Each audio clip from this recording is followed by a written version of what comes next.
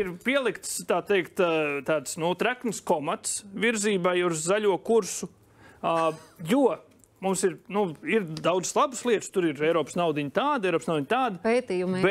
Bet ir bišķiņ jāsaprot, kur un ko mēs varam atļauties. Viņš ir tāds karsts kartupelis, kurš tiek mētāts, kas ir bieži vien ar Eiropas projektiem. Eiropa šobrīd dot naudu, ņemam. Ko mēs ar viņu pēc tam darīsim? Šādas sajūtas nav.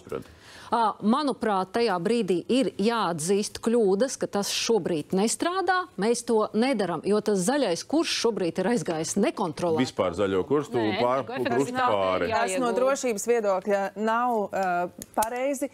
Kā jau es iepriekš minēju, fosilās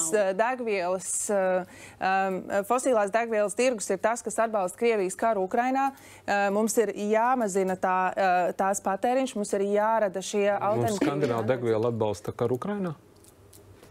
Tas jau nekas, ka mēs nepērkam no Krievijas.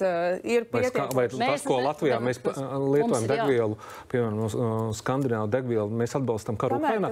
Ja mēs tagad Latgales reģionā pierobežā cilvēkiem, maziem zemniekiem liksim pirkt BMW i3, kur viņam nav kur uzlādēt, mēs veicināsim šo sociālo drošību, aizsardzību. Bet arī attiecībā uz mēs padomājam par to mazliet, tā skaitā pa uzlādes stacijām, tā skaitā pa pieejamām jaudām un visiem energo... Kuras tika izveidotas un netiek izmantotas. Mēs to spējam. Rīzniekam ir viena dzīve. Izbraucam 100 km ārpus Rīgas. Tas ir par lielāku enerģijas ražošanu. Tas nav par individuālo patēriņu. Tā skaitā ražotnēm. Mēs liksim virsū. Ko virsū? Bet pateikt, ka zaļais kurs ir norakstāms, tas arī nav Latvijas drošības interesēs.